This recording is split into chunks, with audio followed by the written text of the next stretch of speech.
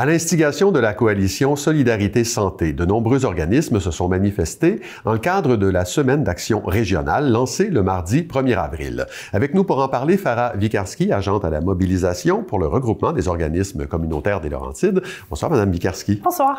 Bon, je précisais la date du 1er avril, c'est pas anodin parce qu'on a utilisé la symbolique du poisson d'avril pour soumettre cette idée que la réforme du ministre Christian Dubé n'avait pas rempli ses promesses. Pour vous, ça semble être un échec, là. C'est un échec. Et en fait, l'idée, c'était de dire que c'est comme une mauvaise blague, finalement, cette réforme-là. On en entend parler depuis 2022, avant même que la CAQ soit réélue. Ils nous avaient dit, c'est pas une réforme, c'est un projet de refondation. Les journalistes avaient questionné, ils ont toujours nié.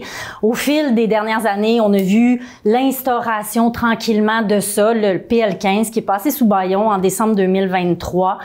Donc, les partis de l'opposition avaient même pas eu le temps d'étudier ce projet de loi-là au complet, qui vient toucher un paquet de lois dans la loi de santé et services sociaux. Bref, grande réforme antidémocratique avec une centralisation avec l'Agence Santé Québec, gérée par le privé, par Madame Biron, gérée par le privé, gérée par une dame qui est issue directement du milieu privé, comme si dans le milieu public, il n'y avait pas de personnes qui étaient aptes à avoir une vision pour le système de santé publique. Là, vous venez de condenser l'enjeu global. Non, mais c'est vrai, mais on va y aller en détail parce que la coalition a identifié 4 promesses non tenues. Ouais. Je vais vous demander peut-être de les commenter une par une. La réforme du Dubé, d'abord, c'est un système de santé démocratique et à l'écoute des gens. Poisson d'avril. Donc, c'était ça l'idée de la campagne. Oui. Non, pas du tout, parce que justement, là, j'ai parlé du bâillon. Donc, le PL15 a été imposé. Après, ce qu'on a vu, c'est qu'il y a des structures démocratiques à l'intérieur du système de santé qui ont été balayées du revers de la main. Donc, des places où les citoyens pouvaient s'exprimer, où là, ces instances-là n'existent plus.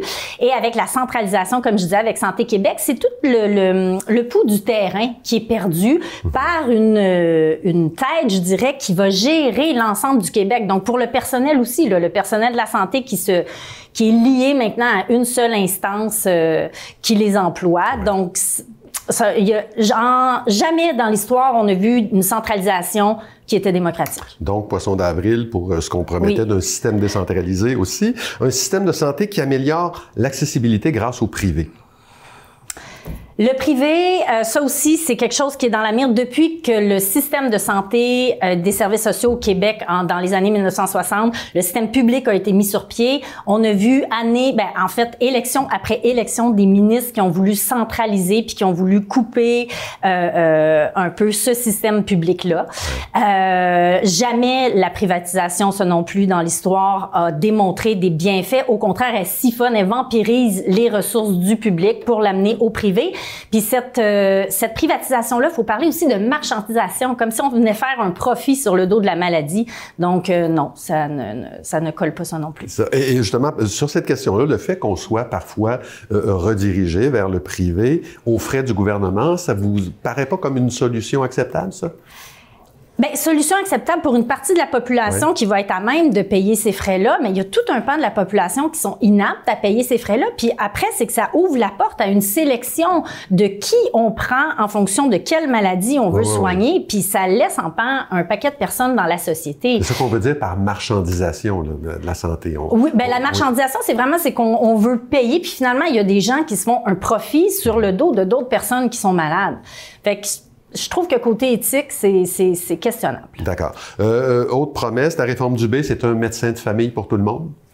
Je sais pas. Est-ce que vous en avez un? Non, je ne veux pas rentrer là-dedans.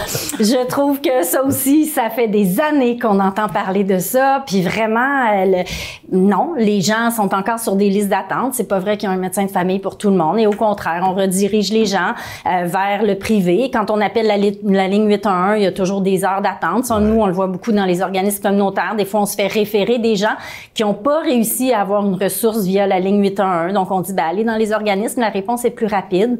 Ça non plus, ça n'a pas lieu d'être. Donc, ce que vous prônez, c'est la décentralisation, un changement de culture aussi?